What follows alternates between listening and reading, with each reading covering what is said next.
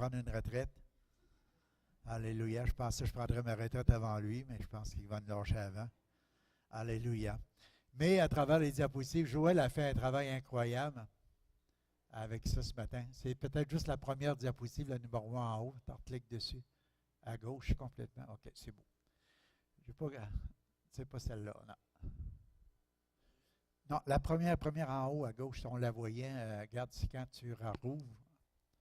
Oui, celle-là. Je vais juste la mettre parce que mes notes sont là. Je les avais mis pour que vous puissiez voir. Fait que ce soir, c'est reporté à demain. Mais manquez pas ça. Manquez pas ça. C'est la semaine de jeûne et prière. Comment il y en a qui... Non, on ne pose pas de questions. J'espère que vous avez débuté. C'est l'année en disant on prend un temps avec le Seigneur. C'est ça qui est important. On peut se couvrir la bouche pour montrer notre faim de Dieu. Vous savez, c'est ça qui est l'idée du jeûne et de la prière. C'est qu'on se couvre la bouche pendant, pas pour couper le son, mais juste pour ne pas laisser rentrer des aliments. Mais l'idée, c'est juste que si on ne prie pas, ça ne donne pas grand-chose. C'est juste de se priver de nourriture. Mais si on se tasse à côté et on dit, gars, Seigneur, c'est toi qui es mon réel carburant, ce n'est pas juste la nourriture. Mais l'homme ne vivra pas de pain seulement, mais de toute parole qui sort de la bouche de Dieu. Donc, on se colle un peu sur le Seigneur, puis on prend du temps avec lui, puis dans l'intimité avec le Seigneur, puis on va vivre des choses incroyables. Amen?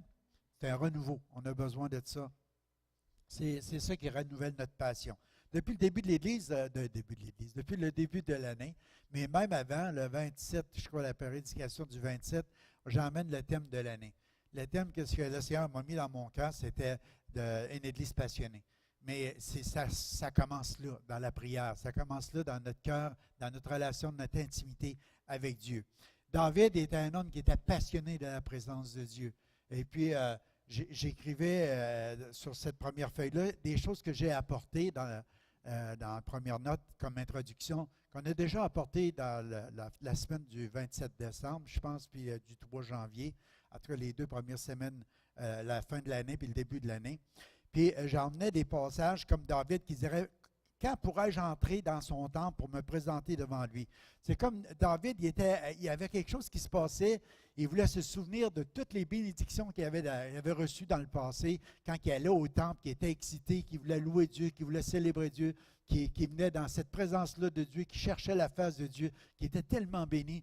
Puis c'est ça qui devrait nous alimenter à l'intérieur de nous. Ah, Seigneur, quand est-ce que je pourrais rentrer dans ta présence? Je veux voir ton visage, je veux t'atteindre, je veux te toucher, je veux te contempler. J'ai le goût de toi, Seigneur. J'ai soif et faim pour plus de toi. Tu sais, il y a quelque chose qui nous alimente à l'intérieur, qui dit, si je n'ai pas Jésus, j'ai rien. On l'a chanté tantôt, c'est ma passion, c'est ma raison de vivre. C'est quelque chose qui est dans mon cœur, dans ma vie. Puis si tu enlèves Jésus, il n'y a plus. Tu sais, il n'y a plus, qu'est-ce que c'est que j'ai besoin pour être excité pour la vie? Parce que les choses présentes, ça va tout passer. Vous savez, Jésus revient bientôt. Alléluia. Dites Amen. Vous êtes là? Le roi de gloire. Mais je veux vous dire une chose ce matin. Dieu, il est là ce matin. Il dit, 2 ou 3 qui sont assemblés en son nom, il est présent au milieu de vous. Moi, je connais des gens, là, tu vas leur annoncer, Billy Graham ou, mettons, je ne sais pas, mais Daniel Auger. Daniel Auger est à Toronto. Ou Benny Hinn, il est à Montréal. Il faut aller voir ça. Ça, c'est un gars qui a des dons spirituels. C'est un gars qui est animé de l'Esprit de Dieu. C'est un homme que Dieu a oint d'une manière spéciale. On va louer des chambres d'hôtel. On va partir d'Amos. On va monter à Montréal. On va prendre 2-3 jours à nos frais. On va dépenser des milliers de dollars pour aller rencontrer un homme de Dieu. Je ne suis pas contre ça. C'est bon d'avoir des conférences, des séminaires de temps en temps. Amen. Mais Jésus est ici. Alléluia! Hey! Il est présent où ce que 2 ou 3 s'assemblent en son nom. Vous pouvez vous attendre à des miracles. Jésus n'a pas changé. Il demeure toujours le même. Hier, aujourd'hui et éternellement. Partout où ce que Jésus se pointe, il arrive des choses merveilleuses. Qu'est-ce qu'il faut faire? C'est s'approcher de lui. Il s'approchera de nous. Il faut croire en lui. Il faut croire dans tout ce qu'il a accompli. Il faut juste recevoir. Des fois, on met beaucoup d'énergie pour en entendre des gens, mais allons pour entendre Dieu, le cœur de Dieu, la présence de Dieu. Dieu t'aime autant qu'il peut aimer tous ces hommes de Dieu-là. Amen? Il t'aime. Alléluia. Il l'a prouvé à la croix du Calvaire, il a donné sa vie. Il veut te racheter. Tu fais partie des élus de Dieu. Tu fais partie de la famille de Dieu. C'est tellement, tellement important qu'on reçoive ça ce matin, qu'on devienne excité pour la présence de Dieu. Tu rentres dans ta chambre, tu fermes la porte, il est là avec toi. Mais il y a deux ou trois qui se rassemblent. Dieu nous fait ressentir ici quelque chose d'important. C'est le corps de Christ, l'importance de se rassembler ensemble. On n'est pas obligé d'être juste deux, trois. Hein? On peut être plusieurs. Mais où est-ce qu'il y a deux ou trois, Jésus nous fait la promesse d'être là. Alléluia, d'une manière spéciale. Il dit, oui, je serai avec vous tous les jours jusqu'à la fin du monde. La promesse est déjà là, qu'il est avec chaque croyant. Il demeure en nous, il est avec nous par son esprit. Sa parole est vivante. Mais en même temps, il nous dit, quand on se rassemble deux ou trois, il y a quelque chose aussi de spécial qui se produit. Parce que le corps de Christ est là. C'est chaque membre du corps de Christ, il y a une relation, une intimité spéciale avec le Père, avec Dieu. Et puis Dieu relâche à travers son corps différents ministères. Et puis quand on se rassemble ensemble, il y a quelque chose qui se passe, c'est que les différents ministères que Dieu a donnés à son Église se manifestent aussi. Puis c'est là qu'on devient tout excité dans notre passion pour Dieu. David il disait, je veux laisser revenir les souvenirs émouvants du temps où j'avançais en tête du cortège vers la maison de Dieu, avec la foule en fête criant à Dieu sa reconnaissance. Tu sais, il y a quelque part, David voulait se souvenir, parce qu'il y a des fois qu'il a passé des temps périlleux, des temps difficiles, des temps où il devait s'éloigner. Et puis, il était, soit c'est Absalom qui ça n'allait pas bien dans la famille, où il arrivait toutes sortes d'événements. Des fois, c'était Saül qui courait après lui. Il y a eu toutes sortes de choses qui ont fait que des fois, il était éloigné du temple. Puis le temple, c'était la présence de Dieu que ça représentait, comme Jésus. Aujourd'hui, c'est son Église. Il demeure en chacun de nous autres.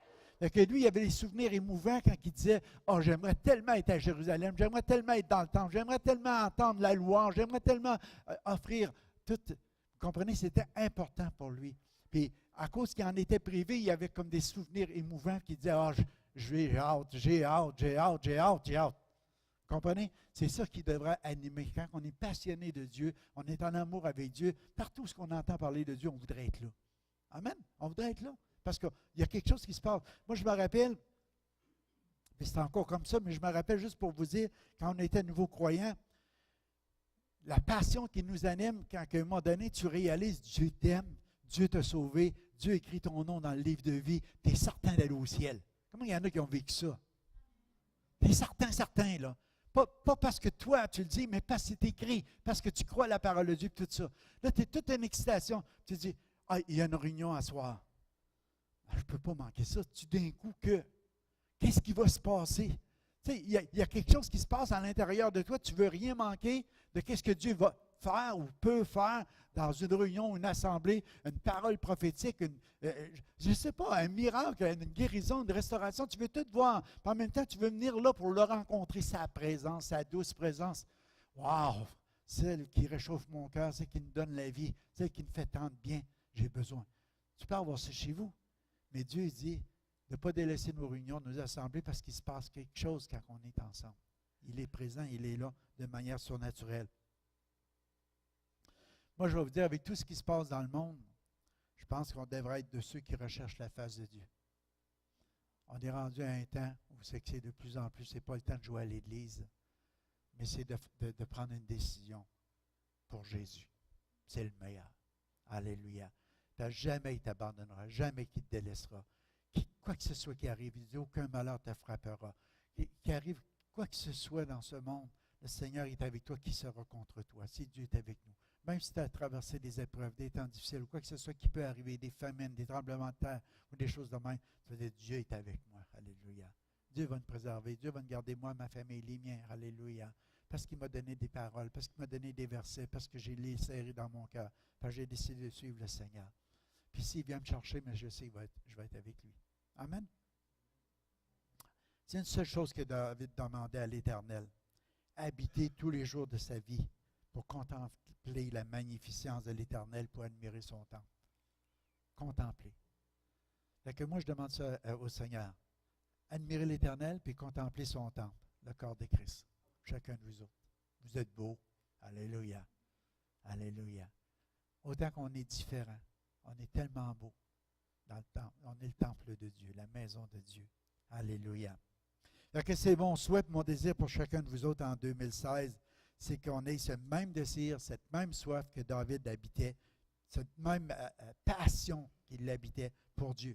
La Bible nous dit que David était un homme selon le cœur de Dieu. Selon le cœur de Dieu. Fait que Seigneur, donne-moi ce cœur-là. Il pouvait chanter comme on l'a chanté ce matin. Oh Dieu, crée en moi un cœur pur. Il avait tombé, il a chuté avec Bathsheba. Puis vous savez, ce n'est pas toujours facile de tomber. Non, c'est facile de tomber, mais c'est se relever. Tu sais, la chair a des désirs contraires à l'esprit. Mais quand que ça t'arrive, avoir le cœur de David, Dieu crée en moi un cœur pur. Dieu est tellement intéressé par ton cœur, plus que toute autre chose. Veille sur lui. Puis c'est important que s'il t'a tombé, t'a chuté, Dieu est plus grand que notre cœur. Je vais l'emmener un petit peu plus loin. Et puis, Dieu il nous voit et nous aime. Son amour, sa compassion, sa bonté, sa miséricorde. Dieu il veut nous pardonner, nous restaurer, puis nous guérir, puis nous relever. Puis Dieu, il veut tout le temps dire un nouveau départ. Alléluia. C'est un Dieu des nouveaux commencements tout le temps. Amen. Il faut que tu le vois ce matin. Fait que l'intimité est le carburant de la passion. Je l'ai écrit. C'est bon, Dan. Je ne sais pas si tu as pigé, le Seigneur t'a éclairé, mais c'est vraiment bon, ça. Vraiment bon. Jésus nous commande que nous aimions lui, son Père, Saint-Esprit, puis nos frères. C'est tellement important qu'on soit passionné de l'Église. On va passer à la deuxième diapositive qui nous dit l'amour passionné pour le Père et notre prochain sont l'exigence importante et essentielle pour tous les enfants de Dieu. C'est tellement important. C'est le mois de janvier, c'est spécial. J'aime la photo de... Ça, c'est la photo de notre ami Christian. Vous voyez la nouvelle entrée? C'est l'image que ça donne. C'est l'entrée. C'est comme, il y a quelque chose de spécial qui est là, qui est éclairé. Là. Il a pris ça de loin, probablement. Il est là, Christian, dans le bois. Et puis, ça donne le portrait de notre Église. Puis, j'aime ça, avec la nouvelle entrée. Puis, j'ai comme l'impression que la lumière est là dans la porte d'entrée. Jésus est la porte. Alléluia. Venez à moi. Alléluia. En début d'année, on a parlé de venir à moi, vous qui êtes fatigués et chargés, je vous donnerai du repos. Prenez mon joug sur vous, il est doux, il est léger. Puis recevez mes instructions. On a parlé de l'importance de dire si on est chargé et on est fatigué. Des fois, on se sent comme ça dans notre vie chrétienne. On passe des temps difficiles. On vient à Jésus. Mais venir à Jésus, ce n'est pas juste l'émotion du moment ou quelque chose de même. C'est qu'on vient à Jésus en disant, regarde Jésus, je veux ta présence à côté de moi. Je veux prendre ton joug avec moi puis avec toi. Ensemble, ça va être doux, ça va être léger, ça va être facile parce que ta présence est dans ma vie. Puis un autre point qui est bien, bien important, Seigneur, c'est que je veux recevoir tes instructions. Je veux entendre ta parole. Vous savez, il y a beaucoup de chrétiens qui viennent dans la présence de Dieu, puis tout à coup, ils se sentent libérés, puis ils repartent, puis ils sont encore chargés, ils sont encore fatigués. Pourquoi? Parce qu'ils ne reçoivent pas les instructions de la parole de Dieu. Des fois, ils l'entendent, mais ils ne la mettent pas en pratique. C'est tellement important, en ce début d'année, qu'on puisse réaliser l'importance de s'attacher à la parole de Dieu. C'est un délice, c'est une lampe à nos pieds, puis une lumière sur notre sentier. Puis plus qu'on va se nourrir de la parole de Dieu, ça va être comme des bonnes friandises, des bons friandises, là, des bonnes friandises, féminin. Mais plus que ça va nous nourrir, plus qu'on va réaliser que tout à coup, les fardeaux, tout ce qui nous chargeait, on n'aborde plus la vie de la même façon. On l'aborde différemment. Amen. Et le Seigneur est dit ici, parce que les pharisiens approchent de Jésus dans Matthieu 22, 34, il dit, ayant appris qu'il avait réduit au silence les Sadducéens, ils se rassemblent ensemble, les pharisiens. Et l'un d'eux, docteur de la loi, lui fit cette question pour l'éprouver. Mais quel est le plus grand de la loi, le plus grand commandement? Jésus lui répondit, tiens-moi le Seigneur ton Dieu de tout ton cœur, de toute ton âme, de toute pensée. C'est le premier et le plus grand commandement. Et voici le second qui lui est semblable. Tu aimeras ton prochain comme toi-même. De ces deux commandements dépendent toute la loi et les prophètes.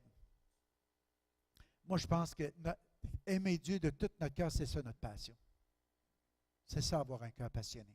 Aimer Dieu de tout ton cœur, de toute notre pensée, de toute notre force, de toute notre être, de tout ce qu'on est. On veut aimer Dieu, puis après ça, notre prochain. C'est deux points qui sont importants parce que l'intimité avec Dieu, cette relation-là avec Dieu va tout transformer ta manière d'être. Comment tu es, ça va transformer ta destinée, ça va transformer ta relation avec tes semblables, ça va changer toute chose. Fait que plus tu es en amour avec Jésus, puis plus tu viens dans sa présence, plus que le Seigneur, tu l'adores, puis plus que tu réalises que le Père t'a aimé le premier, c'était le verset en haut, l'amour passionné du Père est la condition fondamentale et vitale à la vie, c'est que tu dois réaliser premièrement que le Père t'a aimé le premier, c'est pas toi. Et voyez quel amour le Père nous a témoigné pour que nous soyons appelés enfants de Dieu, et nous le sommes. Christ est mort à la croix, le Père a donné son Fils. Et quand on reçoit ça, il y a quelque chose qui fait dans notre cœur, c'est qu'on veut l'aimer parce qu'on reconnaît cet amour-là qui vient de lui. Et puis, plus que l'amour du Père se répand dans notre cœur, plus qu'on commence à aimer nos semblables. C'est l'amour qui devient l'essence de notre vie, notre carburant, si on pourrait dire.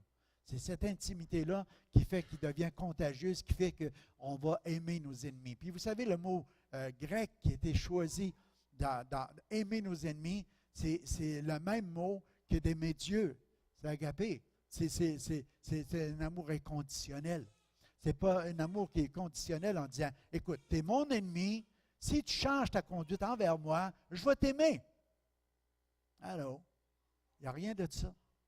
Il n'y a rien de ça. Parce que tu vis une intimité avec le Père, puis une relation, puis l'amour de Dieu est répandu dans ton cœur par le Saint-Esprit de Dieu. Wow! Tu vas aimer même tes ennemis avec le même amour que le Père nous a aimés, parce qu'on était ennemis de Dieu, parce qu'on était des blasphémateurs, on était des hautains, on était des irreligieux, on était des gens qui étaient bien loin, on était des nombres de tous les pires péchés qu'il peut y avoir, comme Paul dit. Mais qu'est-ce qui s'est fait? Dieu a donné son Fils quand on était pécheurs. On était encore pécheurs, Dieu a donné son Fils.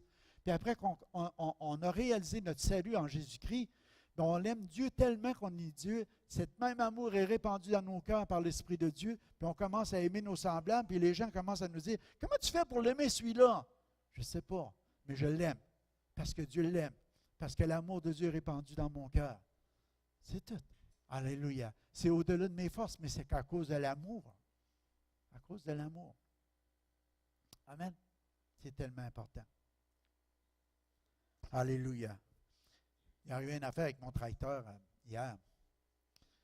Ben, hier, avant-hier, j'ai ouvert la cour. Et puis, le gaz, il gelait tout le temps. Fait que, pourtant, il ne faisait pas tellement froid, mais probablement, c'était des saletés de là. Fait que j'ai démanché les petites choses en vite, puis nettoyer, remancher ça. Tu sais, c'est vieux, les vieux Ford Nord, OK? Mais c'est juste pour vous dire que l'essence, c'est ça qui fait qu'un moteur tourne bien. Le reste peut bien aller, mais si l'essence ne passe pas. Mais là, arrête pas. Puis il y avait des personnes qui étaient venues réparer l'électricité, là, en tout cas juste dans le bord de notre train, ils ont changé des affaires, puis ils ont bloqué. Puis il y avait une madame qui était là, puis c'était comme gênant, c'est elle qui flayait. Là, j'arrivais avec le tracteur, il arrêtait, arrête. Puis là, à un moment donné, plus rien, le starter a sauté. À force de partir arrête, c'est du 6 volts avec une 12 volts qui est neuve, fait que ça tournait trop. Alors là, j'allais voir Tom avant longtemps. Mais tout ça pour vous dire qu'un problème de carburateur, d'essence qui ne se rend pas au moteur, il n'y a plus rien qui marche. Là, j'ai été obligé de démancher le boule, tirer ça avec mon auto, tirer le tracteur, puis le reculer dans le garage à bras, ma femme a chauffé, puis forcer, tu sais, après ça. Ce n'est pas pour vous compter toute ma grosse épreuve que j'ai eue avec ça, mais ce que je veux vous dire, une chose, c'est quand l'intimité avec Dieu ne marche pas, tout devient difficile. Tu peux apparaître, le tracteur est toujours là, mais il ne sert pas à grand-chose. Je l'ai racheté aux poubelles. OK? Pour moi, il ne valait plus rien. Je l'ai rentré dans le garage, il dit, tu vas passer l'hiver là, toi, tu sais. Pourquoi? Peut-être juste parce qu'il y avait des petites graines qui ont passé de la tank qui était rouillée, qui n'a pas marché assez. Il est descendu, j'ai de l'ai dévissé, mais probablement il l'avait monté trop, ça a descendu dans le carburateur. Puis après, je démange tout le carburateur, puis ça ne tentait pas, pour aller voir les flottes, puis tout réparer ça. OK? Je ne suis pas connaissant là-dedans, mais pour ce tracteur-là, un peu. Une couple de fois.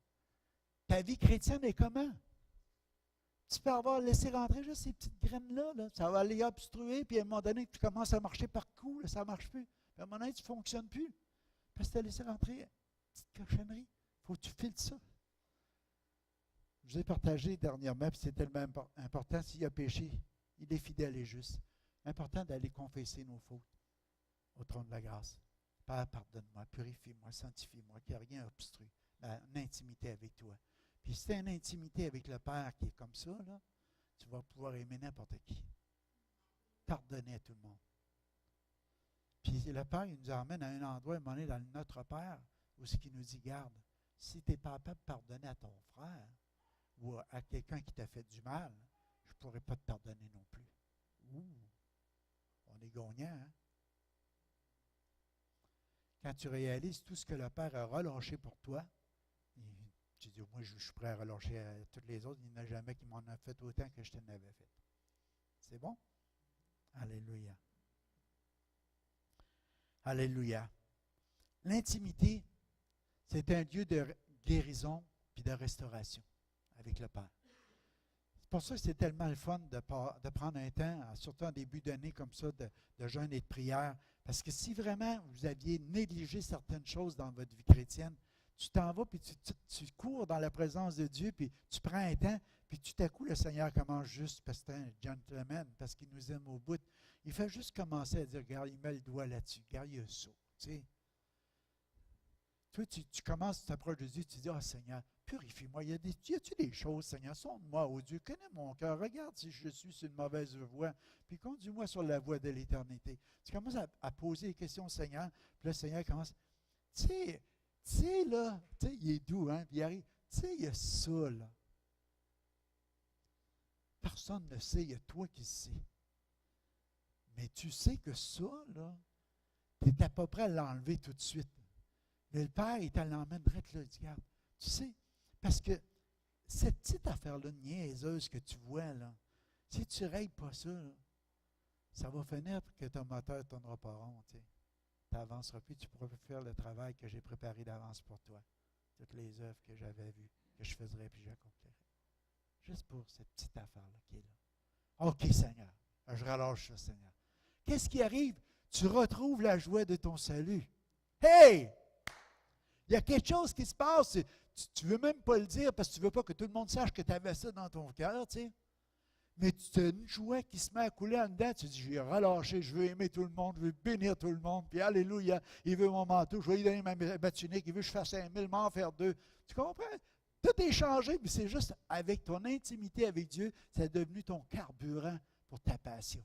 Alléluia. Tu commences à aimer le corps de Christ. Tu commences à aimer l'Église. Tu commences à aimer les gens. Tu vas avoir le salut de tout le monde.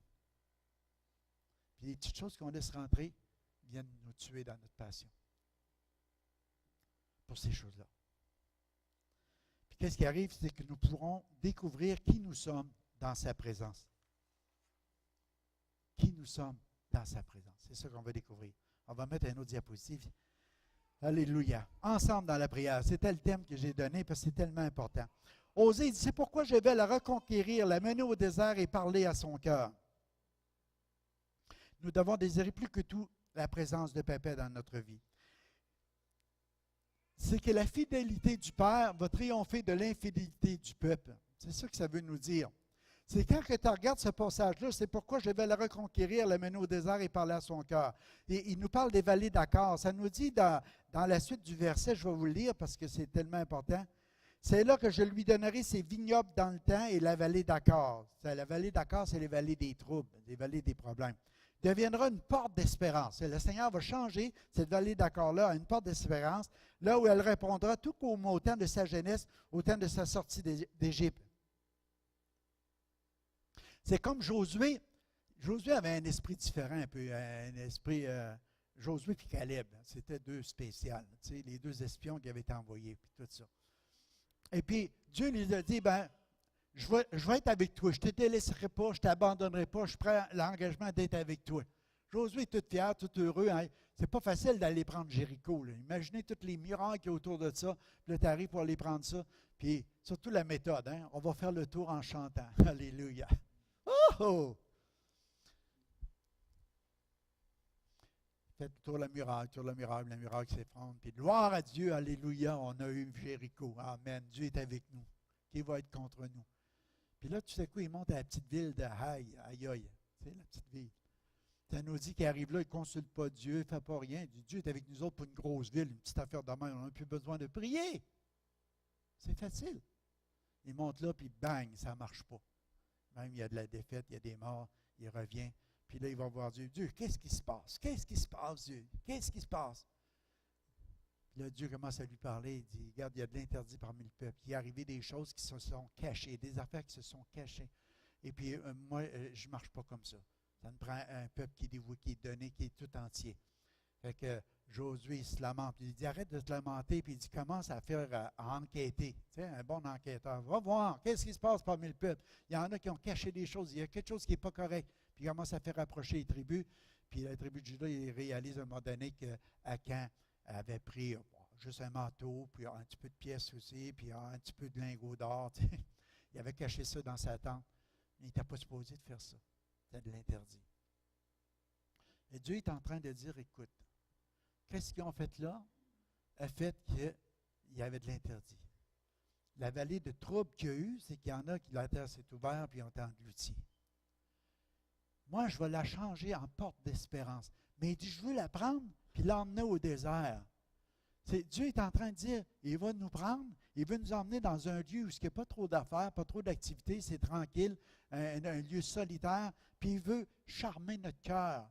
Oh, l'intimité, c'est à cet endroit-là que la passion se renouvelle. C'est à cet endroit-là, quand tu passes un temps avec Dieu dans le désert, c'est dans le sens que tu prends un temps à part avec lui pour juste s'approcher de lui. Il se passe quelque chose, c'est que Dieu dit, je vais la séduire. Alléluia. Oh!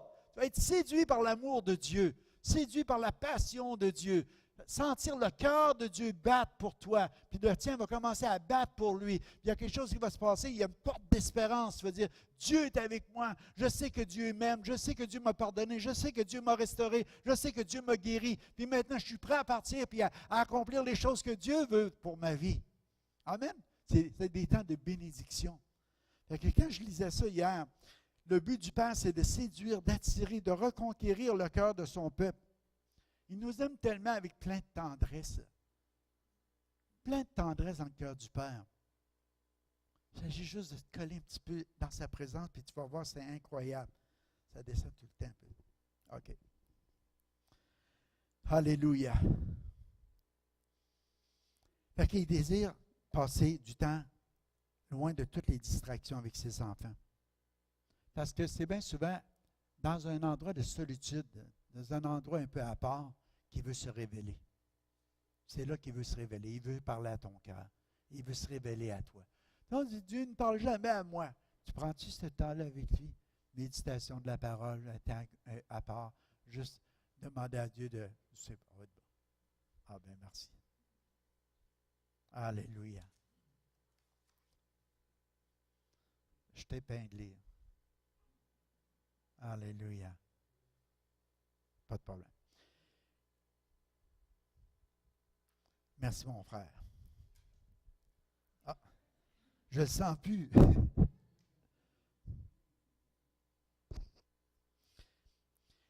Autrement dit, ça nous dit que le nouveau peuple traversera avec des cris de joyeuse espérance.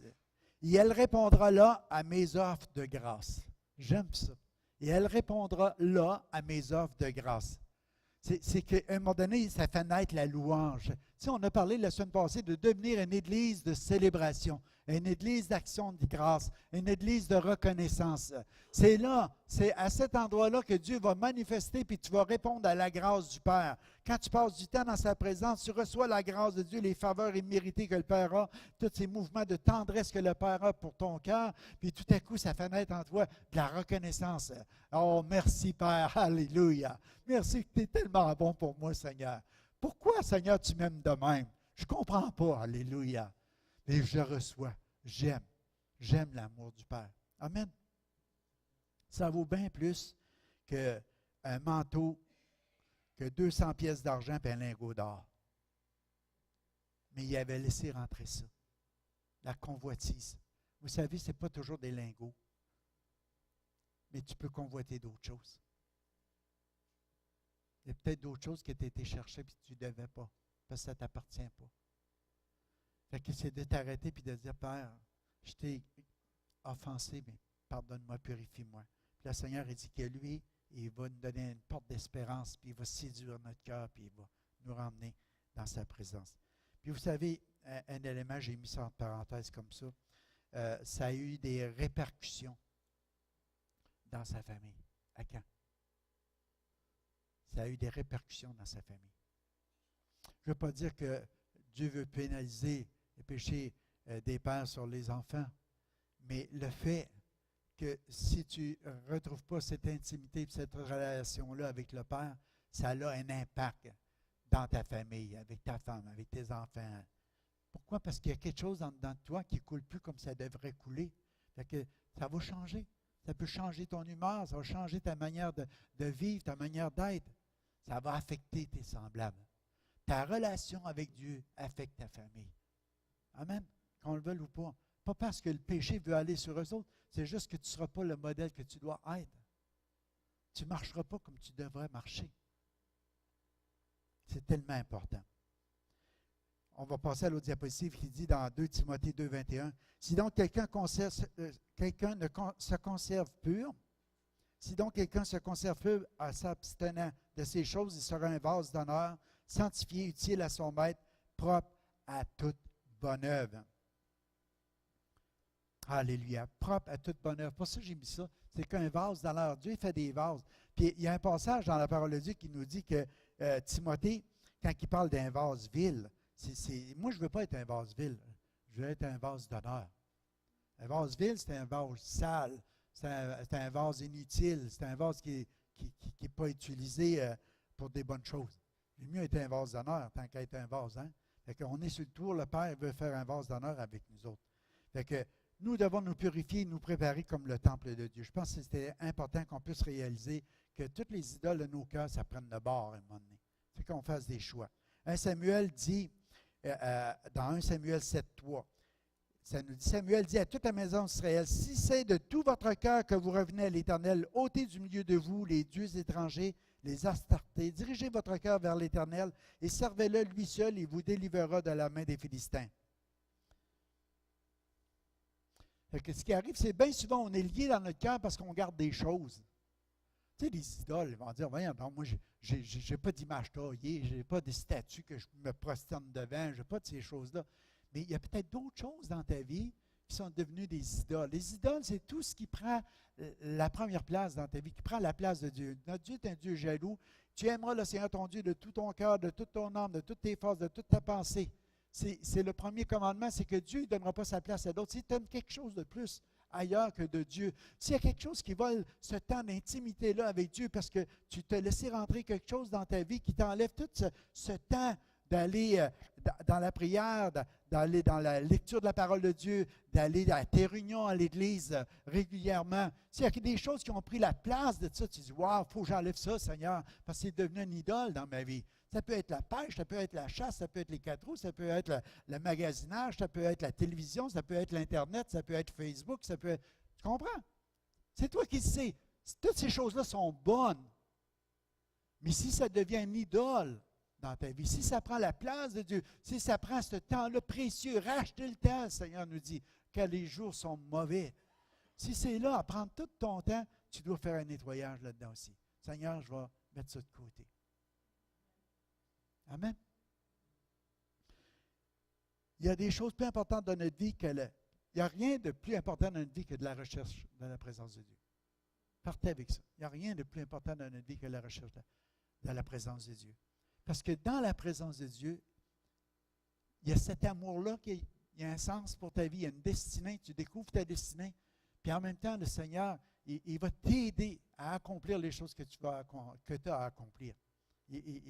Il va t'aider et il va juste une parole de lui, juste une illumination, juste une direction. Tu sais où est-ce que tu vas. Amen. Oh, il a te cherché. Alléluia. 2 Chroniques 19, 3 dit, « Mais il s'est trouvé de bonnes choses en toi, car tu as fait disparaître du pays les idoles et tu as appliqué ton cœur à chercher Dieu. » C'est dans 2 Chroniques 19, 3. Il dit, « Il y a quelque chose de bon que j'ai trouvé en toi. Tu as délaissé les idoles, puis tu appliques ton cœur à chercher Dieu. » Ça plaît au Père. Ça plaît au Père. Quand il voit une attitude de même, c'est cette attitude-là que je veux vous ramener aujourd'hui. Fait qu'on a l'occasion cette semaine de purifier et de revenir de tout notre cœur à une plus grande intimité avec le Père. Saisissons cette occasion-là. Moi, je trouve que c'est une belle occasion qu'on a. Vous savez, mercredi soir, j'écoutais Daniel. Wow! Quelle bonne prédication. Je sais que Mélanie a s'est préparée, a appris pour ça. Yolande. C'est tous des prédicateurs différents de notre assemblée qui vont nous emmener leur cœur, puis tout sur la passion qu'on devrait avoir, l'intimité avec Dieu. Tu veux être renouvelé dans cette passion-là? Manque pas ça. Si tu peux, sois là, parce que ça va te bénir. Je pense qu'on devrait peut-être mettre ça sur Internet, pour que les gens qui ne peuvent pas être là puissent les pogner. Mais je ne veux pas que ça devienne un à côté en disant, bon, on reste chez nous. Parce que c'est important qu'on se rassemble. Internet, ce n'est pas l'Église. C'est bon pour écouter et entendre, mais quand que tu ne peux pas être là, c'est comprenable. mais ce n'est pas pareil que quand on se rassemble ensemble. Amen. 2 Timothée 2,20, il dit, dans une grande maison, il n'y a pas seulement des vases d'or et d'argent, mais il y a aussi des vases de bois et de terre. Les uns sont des vases d'honneur et les autres sont d'usage vil. Puis quand tu vas voir le mot dans la définition, un vase sale, impropre, méprisable, dégoûtant, indigne et laid, c'est ça, vil. Puis je désire être un vase plutôt propre, noble, respectable et beau. Fait que qu'est-ce qu'il faut faire? Il faut juste comme s'examiner soi-même pour être sûr que le vase soit un vase qui d'honneur, qui plaît à Dieu, qui honore le Père. Fait que qu'est-ce qu'il nous dit dans 2 Timothée 2,16? Dans tout ce contexte-là, je vous emmène dans le contexte. Il dit, évite les discours vains et profanes, car ceux qui les tiennent avanceront toujours dans l'impiété, et leur parole rongera comme la gangrène. De ce nombre soient Hyménée et Philippe, qui se sont détournés de la vérité, disant que la résurrection est déjà arrivée, et qui renversent la foi de quelques-uns. Paul ne dit pas à Timothée, hey, quitte l'Église, garde-moi là, cette gang-là, va-t'en, retiens-toi plus avec ça. C'est pas ça qu'il leur dit. Comprenez? Il ne dit pas de quitter l'Assemblée parce qu'à un moment donné, il y a des gens qui peuvent laisser rentrer des choses ou qui disent n'importe quoi et qui tiennent des propos, des vaines discussions ou qui. Mais à quelque part, oui, il y a des fois, il y a de la fermeté, des fois, on peut aller s'exhorter, des fois, on peut aller se reprendre avec un esprit de douceur, puis il faut faire attention de la façon qu'on le fait. Mais chose qui est sûre, c'est qu'il ne dit pas à Paul, à Timothée, Paul ne dit pas à Timothée, bien, retire-toi, quitte l'Église. Parce qu'il y a des gens qui sont mal intentionnés dans l'Église. Mais il dit plutôt, fais attention. S'il faut même se séparer des gens qui sont des problèmes, tu peux le faire. Mais garde ton cœur plus que toute autre chose. Garde ta relation avec Dieu. Mais ça veut dire que de ce nombre, il peut y en avoir. 1 Timothée 1,20, Paul y ramène la pensée, il dit, de ce nombre sont Hyménée et Alexandre que j'ai livré à Satan afin qu'ils apprennent à ne pas blasphémer. C'était plus un usage noble, un vase d'honneur. C'était devenu des vases bizarres, hein? OK? Fait que Paul il dit, on est rendu à une place où c'est qu'on les aime, ces gens-là. On livre c'est comme s'il dirait, on livre leur corps à Satan pour que s'il lui arrive des choses dans leur vie, ils vont se repentir et ils vont revenir à Dieu. On ne sait pas qu'est-ce que c'est toute l'interprétation de ces choses-là. Mais chose qui est sûre, c'est que ces hommes-là ne se conduisaient plus comme des chrétiens, comme des enfants de Dieu, dans la maison de Dieu. Ça peut arriver que ces choses-là qui sont là. Est-ce que ça a un effet? Oui, ça a un effet. Paul il dit, on entend même parler, à un moment donné, on ne dira pas trop fort, qu'un homme couche avec la femme, qu'un fils couche avec la femme de son père. Merci Seigneur, on n'est pas rendu là, hein? C'était dans la première Église. Ça, c'est dans les premiers 30 ans de vie chrétienne, 30-40 ans, après que Jésus ait été enlevé. Comprenez ce que je veux dire? Il y a des gens là-dedans qui avaient vu Jésus avec leurs yeux. L'esprit est bien disposé, mais la chair est faible.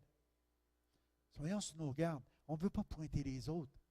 Gardons notre cœur pur. L'intimité avec Dieu, c'est ça qui est le carburant de notre passion, qui va nous garder un cœur pur, en santé. Amen. Alléluia. 1 Jean 3, 21. Mes chers amis, si notre conscience ne nous reproche rien, nous sommes pleins d'assurance pour nous adresser à Dieu. Il nous donne tout ce que nous lui demandons. Nous le recevons de lui parce que nous observons ses commandements et que nous agissons de manière à lui faire plaisir. Or, que nous commande-t-il? Que nous placions notre confiance en son Fils Jésus-Christ et que nous nous aimions les uns les autres comme il nous a lui-même prescrit. Amen. Pour ça, on a reçu l'esprit de Christ qui dit Abba Père. On peut changer. On peut changer la diapositive. Ah, c'est fait, excuse-moi. Nous avons reçu un esprit d'adoption par lequel nous crions Abba Père. C'est ça qui est en dedans de nous autres. Fait que, mes chers amis, si notre conscience ne nous reproche rien, ça veut dire qu'après que tu as eu cette intimité-là avec Dieu, puis il y a quelque chose dans ton cœur que tu sens que c'est là, tu dis Père, pardonne-moi, purifie-moi, il n'y a plus rien qui te reproche dans ta conscience. Il dit, on a une assurance, tu sais, on a plein d'assurance pour nous adresser à Dieu. On s'en vient, ah Seigneur, on peut s'approcher du Père et demander à Dieu des choses. Puis avoir cette certitude-là que quoi que ce soit que nous lui demandons, nous le recevons de lui parce qu'on observe ses commandements. Et qu'est-ce qu'il demande? C'est placer notre confiance en Jésus-Christ. Pourquoi qu'il ramène cette pensée-là? Parce que c'est la base. Il faut que tu aies confiance que Jésus, à la croix du Calvaire, quand il est mort, c'est pour tes fautes, pour tes péchés. Que quand tu t'approches de la croix, tu dis, Père, pardonne-moi, purifie-moi. Tu sais que le sacrifice a été déjà accompli, c'est déjà fait. Ton péché que tu n'as même pas encore commis, Jésus a déjà payé pour. Tu places ta confiance dans le Seigneur. Tu dis, Seigneur, pardonne-moi, purifie-moi, sanctifie-moi. Le sang de Jésus est toujours efficace. Le Père l'a accepté. Amen. Il faut que tu places ta confiance à cet endroit-là, premièrement. Après ça, qu'on s'aime les uns les autres. Parce que si on réalise que le Père nous pardonne en Jésus-Christ, ben, on doit apprendre à pardonner les uns les autres. C'est là qu'est le sens du Notre Père. Amen. Quand tu dis le Notre Père, imagine, le grec veut dire le Père à nous. J'aime ça. Notre Père, c'est le Père à nous. C'est notre Père. Qui est aux cieux? Il n'est pas n'importe où. Que ton nom soit sanctifié, puis que ton règne vienne. Jésus a enseigné le Notre Père parce qu'il voulait qu'on apprenne à prier. Parce que les disciples ont dit, apprends-nous à prier, on ne sait pas, on voudrait apprendre. Puis il commence à leur dire, regarde, la première chose, c'est, notre Père à nous, là, il est aux cieux. Puis les 3 premières demandes, tu regardes, là, il s'adresse à Dieu. Dieu est plus important que nous. Puis qu'on réalise qu'on doit sanctifier le nom de Dieu. Dieu est un nom à part. C'est pas juste de ne pas dire le blasphémer, puis de réaliser quand on parle au Père, quand on parle à Dieu, on parle à l'être suprême, on parle à celui qui dit que la chose arrive, on parle au Créateur de l'univers, on parle de celui qui nous a tellement aimés qu'il a donné son Fils unique à la croix du Calvaire. Il y a cet amour-là qui vient de Dieu, la tendresse de Dieu, l'amour de Dieu, la miséricorde de Dieu, la grâce de Dieu. On dit, oh Dieu, ton nom soit sanctifié, tu es vraiment à part de tous les autres êtres, tu es un seul Dieu, il n'y en a pas d'autre. Que ton règne vienne sur la terre comme au ciel. Il y a eu un ménage dans le ciel, hein? Quand tu commences à prier de même, que ton règne vienne sur la terre. Que ton règne vienne. Cherchez premièrement le royaume de Dieu et sa justice, et toutes les autres choses vous seront données en surplus. Que ton règne vienne dans mon cœur, Seigneur. Premièrement, que je puisse vivre totalement abandonné à Christ, que Christ soit au centre de ma vie, que Christ dirige ma vie, que sa parole, ça soit vraiment une lampe à mes pieds et une lumière sur mon sentier. Amen.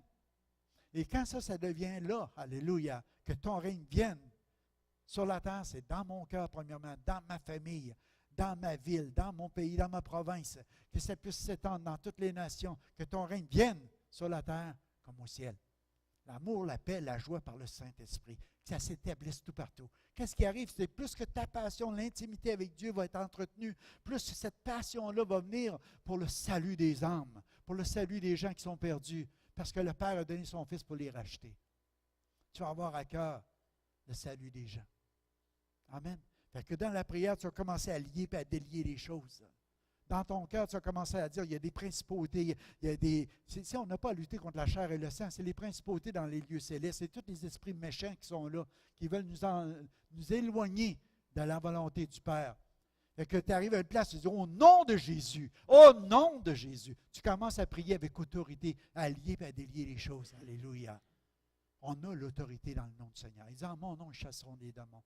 En mon nom, ils parleront des nouvelles langues. En mon nom, ils imposeront les mots malades, ils seront guéris. En mon nom, à tous ceux qui auront cru, il a donné le pouvoir. Amen. C'est pour chacun de nous autres. Alléluia. Que ton règne vienne sur la terre comme au ciel. Après ça, donne-nous aujourd'hui notre pain quotidien. Pardonne-nous nos offenses comme nous pardonnons aussi à ceux qui nous ont offensés. Ne nous soumets pas à la tentation, mais délivre-nous du mal. Que ton règne, ta puissance, ta gloire, au siècle des siècles. Amen. Ça, c'est notre prière à travers de notre Père. Ce que Jésus désire, c'est que nous soyons unis en tant que fils et filles de Dieu. Il a dit de nous. Il a dit notre Père. C'est tellement important. Puis après ça, il dit, nous devons pardonner les offenses des gens qui nous font du mal. Alléluia. Amen. J'ai pas mal passé à travers ça. C'est parce que c'est écrit plus petit, fait que j'aime autant y aller de mémoire. Alléluia. Dernière diapositive ce matin, on va terminer par ça. Alléluia. Exode 15, 2.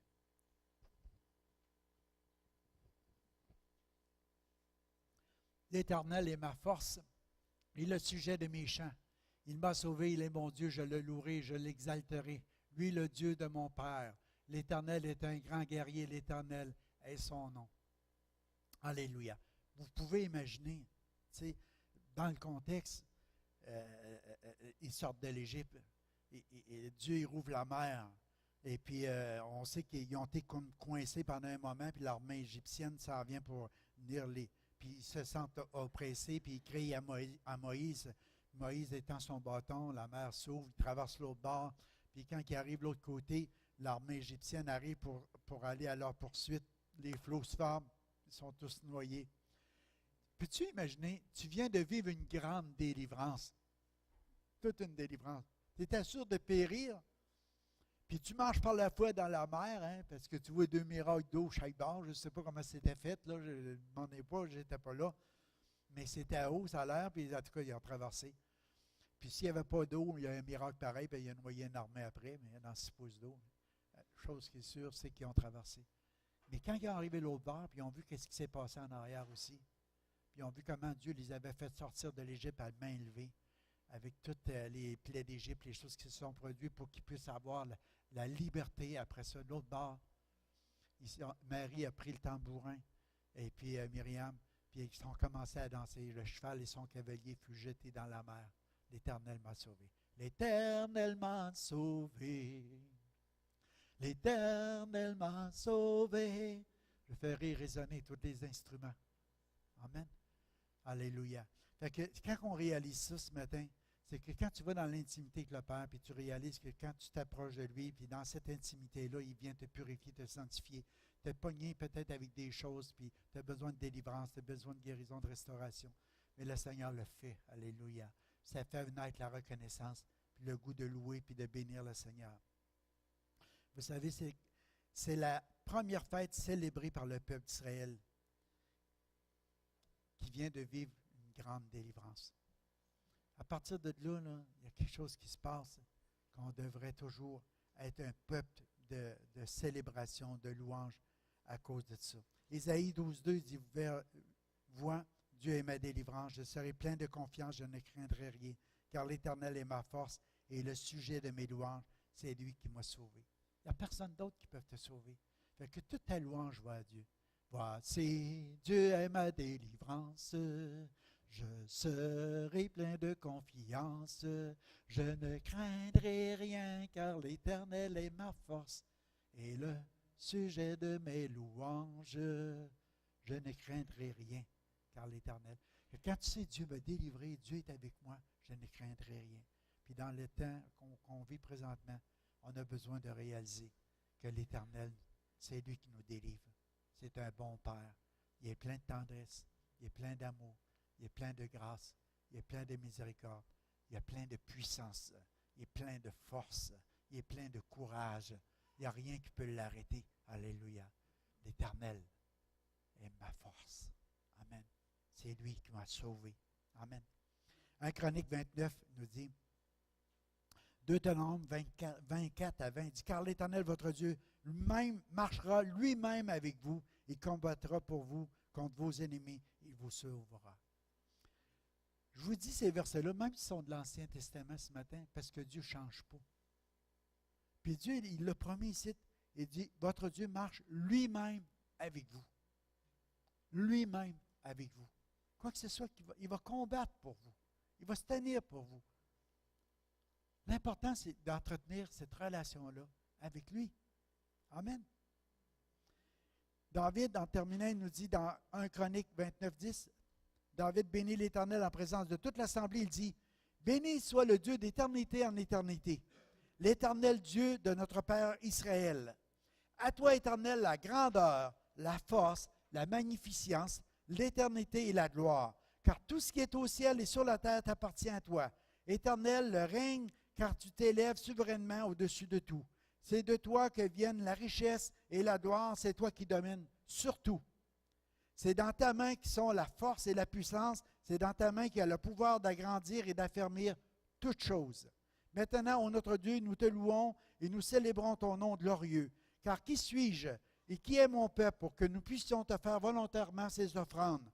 Tout vient de toi et nous recevons de ta main ce que nous t'offrons.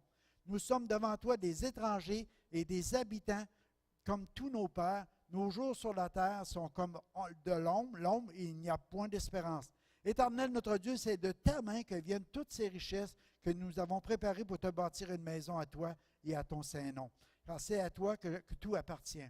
Je sais, ô mon Dieu, que tu sondes le cœur et que tu aimes la droiture. Aussi, je t'ai fait toutes ces offrandes volontaires dans la droiture de mon cœur, et j'ai vu maintenant avec joie ton peuple qui se trouve ici t'offrir volontairement ses dons.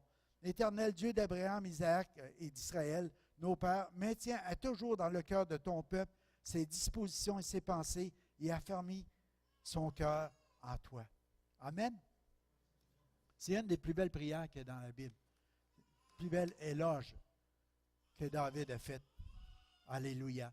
Parce qu'il est en train de décrire à travers ce passage-là la souveraineté du roi des rois, du Seigneur des seigneurs. La souveraineté de Dieu, la puissance de Dieu, la gloire de Dieu. Tout vient de lui. Alléluia. Comment pas lui faire confiance? Comment pas lui faire confiance? Comment commencer à compter sur nos propres forces quand on a un papa qui est le Tout-Puissant? Alléluia. Puis il dit, confie-toi en moi. Attends-toi à moi. Je vais combattre pour toi. Je fais une promesse et je vais être toujours avec toi. Je vais marcher avec toi. Je vais être avec toi. T'aimerais-tu être appelé l'ami de Dieu? Comme Abraham, comme Moïse. Des gens qui passaient du temps dans sa présence. Puis Dieu révélait, puis Dieu révélait, puis Dieu révélait des choses qu'ils avaient besoin de connaître. Dieu a caché des choses, mais il veut les révéler. Il s'agit juste de prendre un peu de temps. Quand c'est début d'année, en cette semaine de jeûne et de prière, je vous encourage. Renouvelez votre intimité avec Dieu. Alléluia. Y en a-t-il qui ont hâte de courir dans la maison de Dieu? Y en a-t-il qui ont hâte d'aller dans la présence de Dieu? Y en a-t-il qui ont hâte de parler à Dieu? Alléluia. D'entendre Dieu, de connaître Dieu. Alléluia. Une parole, Seigneur. Dis seulement une parole. Hein? On dit dans la Bible, mon serviteur sera guéri. Dis seulement une parole, Jésus. L'autorité, il reconnaissait toute l'autorité qu'il y avait dans la personne de Jésus. Tu dis une parole, Jésus, puis c'est fait. Elle dit, ben oui, vas-y, c'est fait. Alléluia. Tu crois à ma parole? Vas-y, c'est fait. Alléluia, reçois. C'est simple avec Dieu, parce qu'il y a cette toute-puissance-là en lui. Alléluia. J'aimerais ça appeler les musiciens. Si on peut avoir toute l'équipe, si c'est possible. On peut? J'aimerais qu'on finisse avec un chant de célébration à la gloire de Dieu, Dan. Je te laisse libre pour le choix. Mais quelque chose comme le cheval et son cavalier, mais chante pas celui-là, je sais que c'est trop vieux pour toi. Ce matin, pendant qu'ils vont se préparer, penchez vos têtes un instant et dites, Seigneur, y a-t-il quelque chose que tu me le dois? Ou y a-t-il quelque chose, Seigneur, j'ai négligé, c'est d'aller dans ta présence. Puis ce matin, je veux juste prendre un engagement en terminant. Seigneur, il reste encore aujourd'hui, demain, lundi, mardi, mercredi, jeudi, on a étiré ça jusqu'à jeudi, pour prendre un temps de jeûne et de prière, pour renouveler cette intimité-là. Ça ne veut pas dire que le reste de l'année, tu mets ça de côté. Non, non. Ce que je te dis, c'est juste de prendre ce temps-là pour renouveler des choses peut-être que tu t'es éloigné. Alors que ce matin, je te dis, dans ton cœur, pendant que tu prends ce temps-là devant Dieu, Seigneur, juste prendre cet engagement-là de prendre du temps avec toi en ce début de semaine. Parce que je veux t'entendre, Père.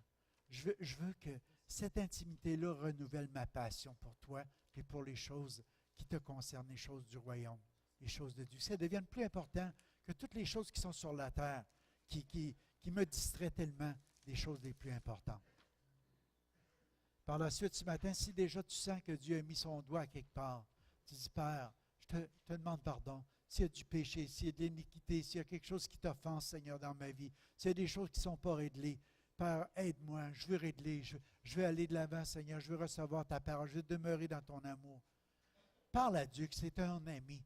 Dieu ne met jamais dehors celui qui vient à lui. Dieu comprend ta situation. Ici, c'est quoi tu traverses, c'est quoi tu vis. Puis il va t'aider, alléluia. C'est le Dieu de miracle, alléluia. Une parole, Seigneur, et tout va changer.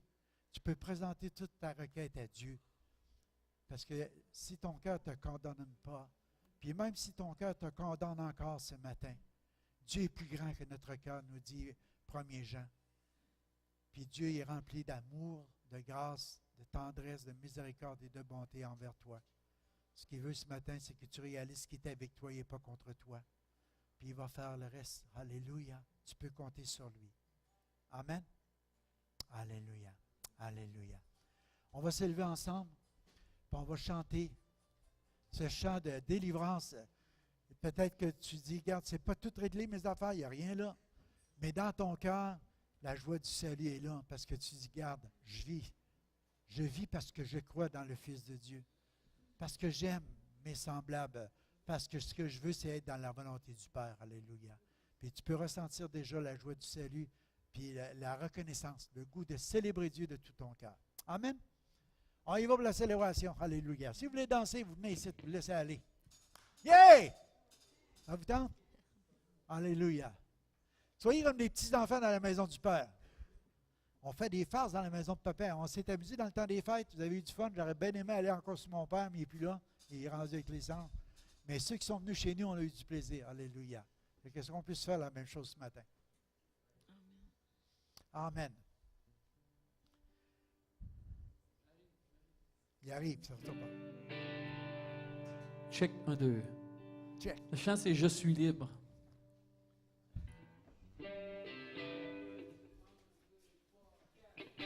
Amen.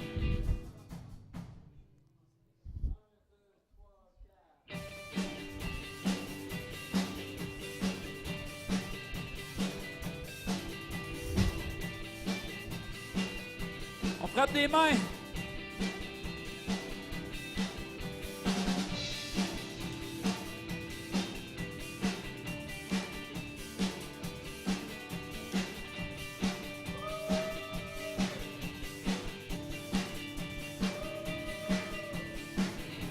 Toi l'aveugle verra, le muet chantera, le mort ressuscitera.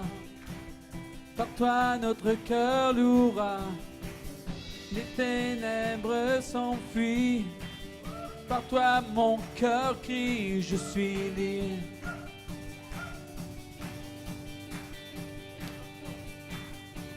Libre de courir, Libre de courir, libre de danser, libre de danser, libre de vivre pour toi. libre de vivre pour toi. Je suis libre, Je suis libre, je suis libre, je suis libre, libre de courir, libre de courir, libre de danser, libre de danser, libre de vivre pour toi. libre de vivre pour toi. Je suis libre, Je suis libre, je suis libre. je suis libre. Par toi ton royaume vient, le combat est gagné. En toi je ne crains point, tout le prix est payé. En toi j'ai la victoire, en toi